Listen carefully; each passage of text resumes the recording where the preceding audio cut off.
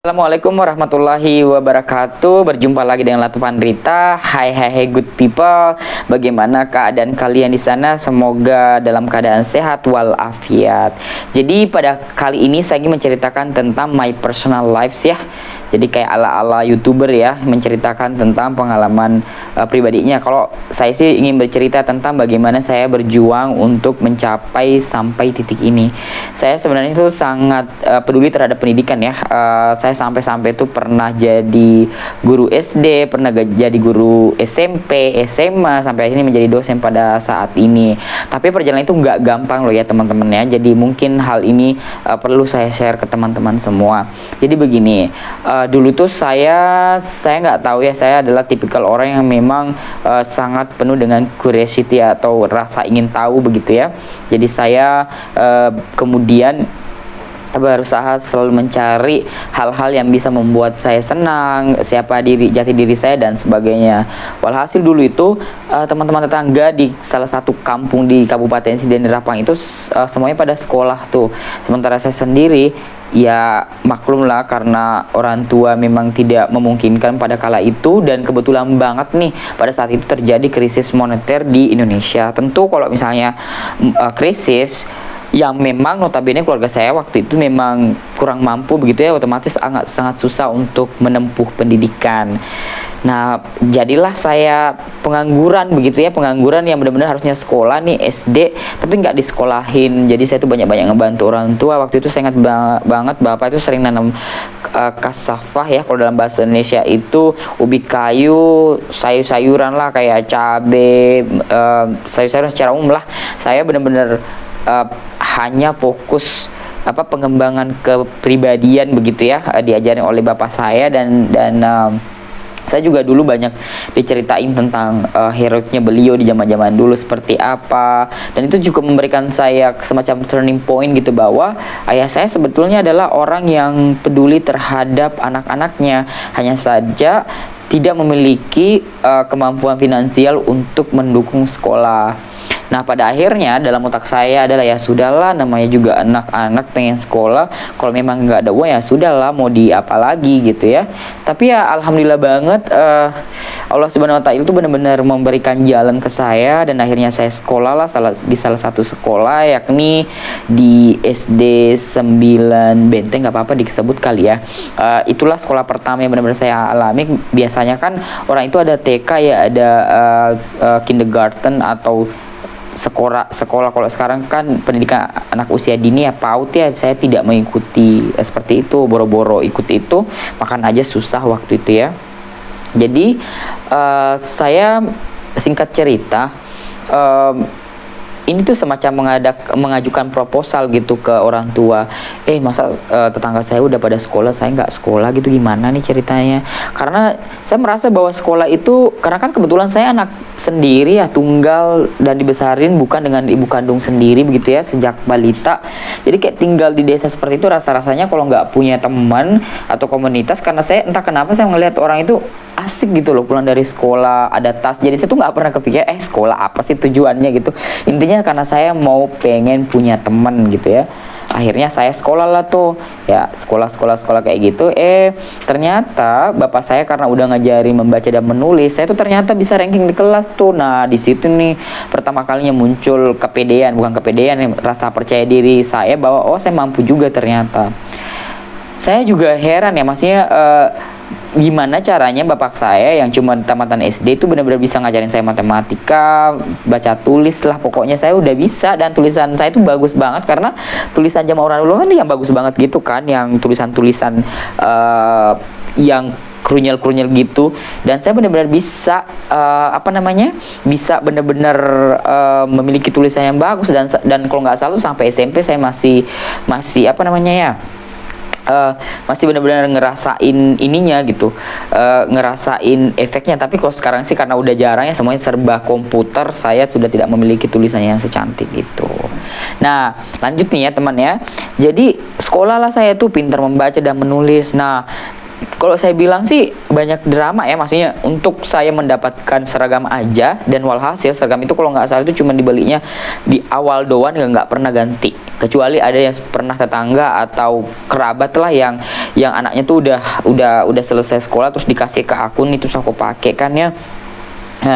Nah itu bener-bener saya rasa adalah momen hidup yang paling saya ngerasa tuh sederhana gitu. Saya merasa bahwa hidup sederhana itu di zaman dulu jauh lebih baik dibanding kehidupan saya saat ini. Ya bisa dikatakan bahwa karena sekarang saya udah berpenghasilan, saya bebas aja membeli apa yang saya mau, segala macam semuanya. Kadang-kadang nggak bisa dibedain kebutuhan dan keinginan gitu ya. Tapi anyway, kita kan tetap kerja ya, so somehow juga itu seperti rewards. Itu sih sebenarnya idealnya saya sebagai individu gitu yang berpenghasilan, tapi harusnya kita harus mengutamakan kebutuhan lah ya. Oke, kita balik ke cerita yang SD tadi. Nah, sekolah kayak gitu. Nah, saya tuh mengalami semacam akselerasi gitu ya. Saya diberikan kesempatan akselerasi oleh pihak sekolah saya karena ini Aksan ini nggak perlu ada di SD, dia harus naik kelas gitu. Jadi padahal saya waktu itu benar-benar ketua kelas, saya udah merasa nyaman dengan seangkatan saya, meskipun nih sebenarnya saya tuh yang paling tua di kelas itu ya, karena saya telat sekolah. Jadi ya sebetulnya bisa dibilang di kelas 2 itu yang akan saya naik pada akhirnya kan, itu ini apa namanya nggak masalah gitu karena secara usia ya. Saya ngerasa bahwa saya udah deket banget. Gimana sih kalau kita udah deket sama teman-teman kita, ya nggak mau dong kita pisah. Nah walhasil pisah lah aku tuh ya. Nah satu konflik nih yang terjadi, bapak saya tuh marah-marah, ngapain sih si anak ini nih dinaikin segala gitu, emang kenapa anak saya tuh ada pelanggaran tuh gimana. Datanglah tuh bapak saya tuh, itu bener-bener datang marah gitu. Oh terus kepala sekolah saya bilang kayak gini, oh enggak bapak, anak bapak itu udah pintar duluan gitu, daripada dari sini tuh udah bukan kelasnya lagi. Padahal saya tuh udah sayang banget sama wali kelasnya. Waktu itu nggak salah namanya Bu Andi, saya lupa namanya Bu Andi. Saya nggak tahu beliau masih hidup atau gimana. Saya pengen banget ketemu sama beliau pak, karena biar gimana apa sih namanya bukan madrasah ya, kayak kehidupan pertama saya di dunia edukasi, benar-benar merasa sekolah gitu seperti anak-anak kebanyakan, itu udah membuat saya happy banget.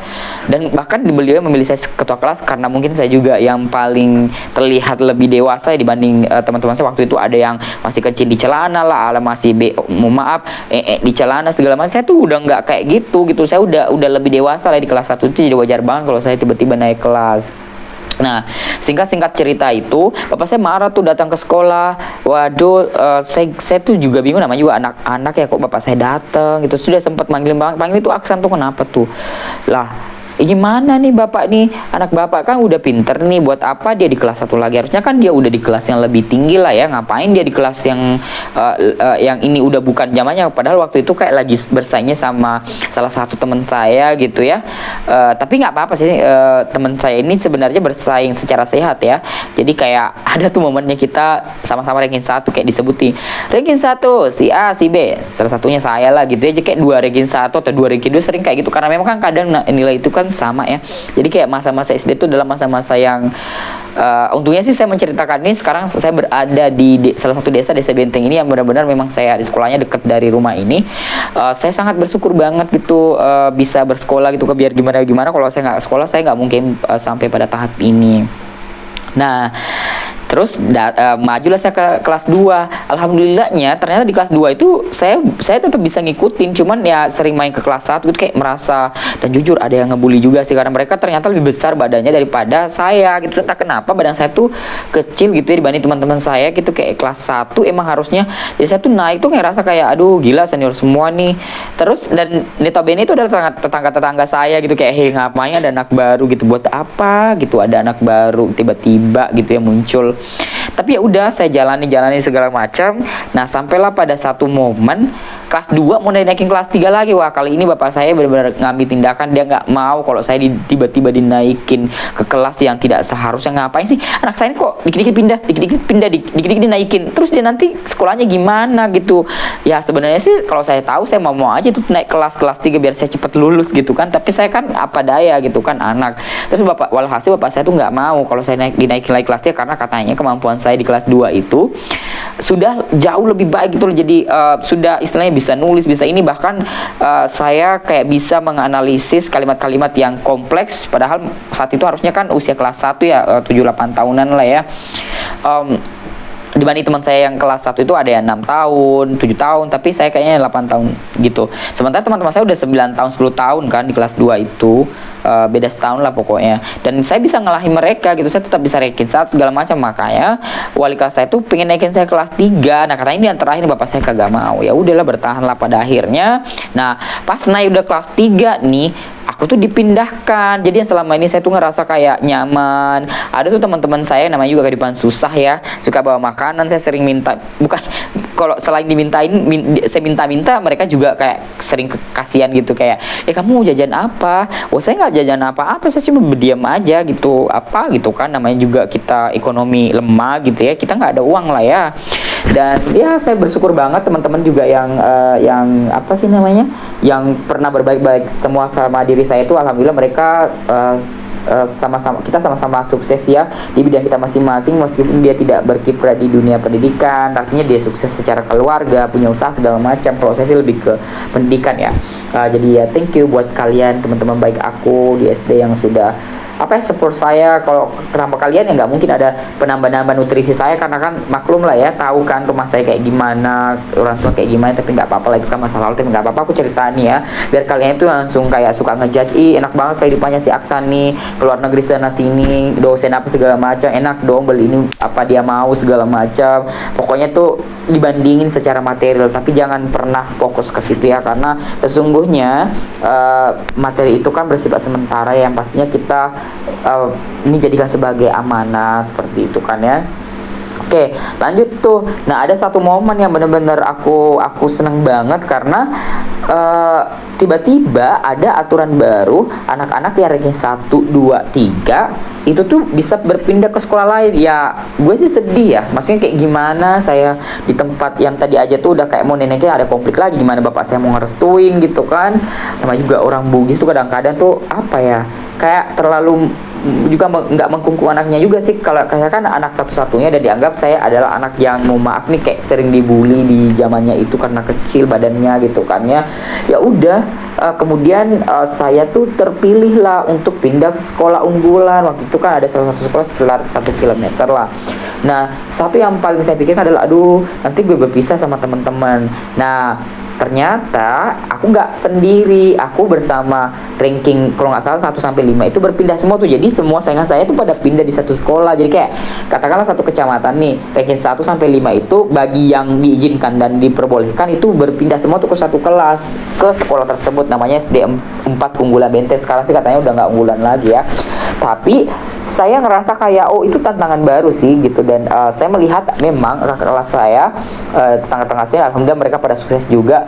Itu mereka adalah produk unggulan Benteng sana gitu loh. Dan mereka salah satu hal yang benar-benar saya bisa lihat bagus di mereka adalah mereka itu bisa bahasa Inggris, mereka pintar matematika, mereka pakainya kok kayak anak-anak yang terpelajar lah. Beda sama saya yang kayak kadang pusatnya kelihatan, kadang juga robek-robek pakainya kayak. Cuma saya kayak minder, gimana, apakah mereka pakai orang-orang kaya semua, atau mereka kayak gimana, ataukah dikasih uang atau seperti gimana. Akhirnya walhasil sekolah itu udah meyakinkan bapak saya, nggak apa-apa nih si Aksan nih katanya dipindahkan ke sekolah unggulan itu, dia bakal bisa bersaing kok gini-gini. Terus bapak saya bilang, ini bukan persoalan bersaing, ini anak gue ini harus dijaga baik-baik nih, soalnya kan dia anak satu-satunya, terus kan dia gampang dibully karena badannya yang kecil itu kan. Tapi diyakinkan juga pada akhirnya, jadilah saya bersekolah di sana. Tapi jujur sih, salah satu turning point juga saya adalah ketika saya pindah ke unggulan gitu. Saat pindah ke unggulan, saya entah kenapa sangat-sangat kompetitif. Bayangkan kita bersaing di antara ranking-ranking 1 dari sekecamatan itu kan. Ada sekitar berapa anak ya, 15 kalau nggak salah. Jadi mereka ada yang 2, ada 3. Dan itu kayak mereka punya karakter dan kelebihan luar biasa. Entah tulisannya yang bagus, pintar bahasa Indonesia, matematika, IPA lah, segala macam. Mereka juga kalau kita lomba-lomba, yang ketemu-ketemu kita aja. Kayak kalau saya tuh bener-bener kayak yang ya nanti saya ceritain di vlog-vlog selanjutnya ya, biar kalian juga tahu cerita-cerita saya, karena menurut saya ini penting ya buat inspirasi bagi kalian. Karena zaman sekarang tuh anak-anak tuh malah sekali ikut lomba, mereka tuh senengnya scrolling TikTok, gue nggak jelas sana sini. Mending iya kalau menghasilkan uang, kalau kagak ya gimana. Jadi kayak gitulah ceritanya, kan aku di unggulan segala macam. Jadi kayak aku punya guru tuh namanya Bu Ros ya. Hai Bu Ros, moga sehat-sehat saja. Katanya sih sempet sakit ya, tapi nanti insya Allah aku bakal kunjungin, dan aku pengen cari rumah semua guru-guru saya tuh, aku pengen kunjungin. Saya merasa kayak aku kangen banget sama mereka gitu ya, karena tak kenapa aku mengapresiasi semua guru saya, guru SD, SMP, SMA. Bahkan saya kan ada 3 kali pindah SMP, SMA tuh. Jadi saya kayak pengen tahu semua guru-guru saya tuh, kayak mengucapkan terima kasih ke mereka. Thank you for shaping me accent like this gitu loh. Kayak aku bisa sampai di titik ini. Titik ini sebenarnya nggak gimana-gimana, bukan juga presiden ya, tapi saya ngerasa kayak sudah berpenghasilan, sudah jadi dosen. I think ini adalah salah satu hal, setidaknya kalau setiap bulan ada ditungguin, terus kita bisa beli apa yang kita inginkan, yang mungkin tidak pernah tercapai saat saya masih kecil dulu, karena saya bukan dari keluarga. Mohon maaf ya, saya selalu garuk-garuk, kayak saya belum terbiasa ngomong terlalu ini dengan kamera, kayak fokus gitu ya. Mungkin kedepannya ada saran gimana supaya kita fokus nih ke kamera. Saya tuh kadang-kadang kalau mau inget tuh aku harus mau ngelihat kemana gitu. Kayaknya saya nggak cocok jadi presenter, atau nggak cocok jadi pembaca berita kali ya. Ya memang nggak jadi pembaca berita kan, jadinya kan ini dosen kita nih ya. Tapi kan di mahasiswa saya berani natap mata mereka. Kecuali kalau mereka terlalu cantik atau terlalu ganteng, atau ada gerakan-gerakan, wah saya tuh kadang-kadang agak salfok ya, seperti itu. Nah mari kita lanjut ya. Jadi waktu itu kan kita bersaing segala macam. Nah, sistem pendidikan waktu itu kita dipindahkan nih. Kita bersaing, jadi kayak di satu sekolah itu di ranking nih, misalnya dapat ranking 1 nilainya nih, misalnya di SD 4 unggulan itu. Nah, nilai kita itu bakal disandingkan juga dengan nilai kita di sekolah. Jadi kita terima rapor di sekolah kita masing-masing. Jadi ranking 1 ada 2. Aku ranking berapa di sekolah aku belajar yang 3 tahun ke depan sampai lulus nanti, sama sekolah yang aku tinggalin. Jadi kayak kita tuh dipulangkan kalau udah menerima rapor. Nah, sejauh yang saya tahu, saya selalu mendapatkan setidaknya kalau nggak salah itu di SD unggulan itu 2 kali atau 3 kali ranking 2, tapi nggak pernah keluar dari ranking 2. Tapi di sekolah saya yang satu ya, ada satu pengalaman yang sangat membuat saya sedih banget. Saya ranking 1 di SD unggulan tuh, ternyata teman saya itu lebih tinggi nilainya daripada saya, jadi saya ranking 2. nangis bombay saya gitu kan. Nah, saya nggak tahu kenapa waktu itu saya ngerasa kayak hidup itu tuh harus sempurna, hidup itu harus selalu dapat nilai 100, 10 dan segala macam. Apalagi tuh kalau kita misalnya berprestasi gitu ya, kita nilainya bagus, itu guru-guru tuh kok ngasih apresiasi kayak abis ujian aja nih, misalnya Aksan dapat 10 nih, atau kayak kan biasanya kita ujian tuh besok ada ujian matematika untuk bagian ini, misalnya kalkulus atau apalah gitu kan. Saya nggak tahu waktu itu belajar kalkulus atau apa sih, pokoknya saya suka banget matematika. Jadi saya tuh sering mewakili sekolah saya juga lomba matematika. Kalau nggak salah 4 atau 5 sertifikat yang saya punya terkait dengan bidang matematika, karena memang saya suka banget matematika. Nah, waktu itu saya nggak secerewet sekarang maksudnya. Jadi saya diem banget, suka kalau ujian itu kayak nunduk sekitar 5 menit sudah selesai, langsung store dapat 90. Pernah sekali waktu aku dapat 6,5, terus kayak saya nangis bombay gitu karena saya salah jawab, karena saya nggak belajar waktu itu. Kalau nggak salah kelas 5 atau 6 ya, itu agak susah saya ingat. Yang pastinya banyak sekali momen-momen terindah yang saya alami di SD unggulan 4 Benteng itu. Yang saya ceritakan tadi tuh, gimana nih kabar teman-teman saya yang kayak sering traktirin saya. Ternyata di sana juga banyak juga anak-anak yang parlente tapi pinter, itu sering kayak traktir, sering bawa nasi goreng lah apa, dan ya namanya juga orang kita nggak saya tuh kalau pagi udah dengan perut kosong aja datang ke sekolah ya. Kalau misalnya ada yang ngasih ya saya makan, kadang-kadang ada uang dikasih 2.000, 1.000 lah waktu itu, saya simpen terus belanjain gorengan 1, besoknya lagi gorengan 1 ya, kayak gitu sesederhana itu. Karena emang saya tujuannya memang untuk belajar ya, dan memang waktu itu saya nggak tahu ya, saya memang nggak membayar, tapi saya nggak memiliki uang saku gitu loh, kayak nggak beasiswa, tapi hanya membebaskan untuk sekolah waktu itu. Mungkin masa susah kali ya, karena tahun 99 2000 itu saya rasa juga baru-baru negara kita pulih daripada krisis moneter ya, zaman 97-98, di saat saya masih kelas 1 itu naik kelas 2 yang saya ceritain tadi.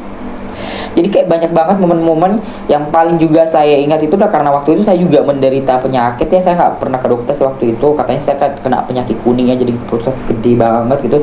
Sampai ada kepala sekolah kayak ngasih obat gitu, kayak kasihan aja gitu, gimana nih ceritanya anak ini pinter-pinter gini kok. Iya, ada yang bilang cacingan, ada yang bilang kayak apalah gitu. Ya aib sih sebenarnya, tapi gimana, itu adalah fakta ya. Tapi sekarang sih alhamdulillah, maksudnya kayak sekarang tuh udah enggak ya, maksudnya udah rasanya tuh udah sehat gitu ya, maksudnya udah berapa kali tes juga kan keluar negeri ya, sehat-sehat aja, nggak ada penyakit gimana gitu kan ya, karena nggak menular juga kan penyakit itu. Ya kayak gitulah. Dan ada juga momen yang sangat-sangat saya ingat itu adalah setiap gerak jalan nih, karena saya tuh badannya kecil ya, mesti saya paling di belakang. Bahkan saya selalu deg-degan gimana nih setiap gerak jalan, mesti saya ada momen saya nggak mendapatkan giliran gitu, atau kayak nggak diajak gitu loh, kayak bingung ditempatinya. Ini mau di tempat depan ya nggak bisa, tengah juga nggak bisa, belakang juga. Ini yang kurcaci ini pendek-pendek ini nih udah full nih kotaknya, ada 5 nih. Ini Aksan ini nggak bisa nih, paling kecil nih. Jadi kadang-kadang kayak gitu, padahal saya tuh seneng banget ikut gerak jalannya. Satu, selalu dapat makanan gratis. Dua, kadang dapat baju gratis. Atau saya punya alasan untuk minta uang sama bapak saya agar saya dibelikan baju, karena yang namanya punya baju di zaman saya itu tuh adalah sesuatu yang yang mewah lah, seperti itu. Jadi kayak nggak banyak sih yang saya ini, nanti saya ceritain lomba-lomba apa aja, nanti kita akan reveal lomba-lomba apa aja yang pernah saya ikuti dari SD banget. Atau saya juga mau saya nggak tahu kalau saya masih simpan yang lomba mengarang itu, kayaknya udah nggak ada karena dia kertas. Lomba mengarang sekecamatan, dan saya juara 1 tentang waktu itu tentang ilmu lingkungan, tentang polusi lah, kurang lebih kayak gitu, dan saya mendapatkan juara 1 waktu itu. Well, ini kayaknya udah cukup ya untuk video kali ini. Nanti kalau kalian penasaran lagi tentang cerita-cerita saya, mohon maaf ya, aduh, audionya berarti ini nggak jelas ini karena dia jatuh dari tadi ya. Aduh, maaf ya teman-temannya. Mudah-mudahan ini nanti suaranya nggak kecil ya.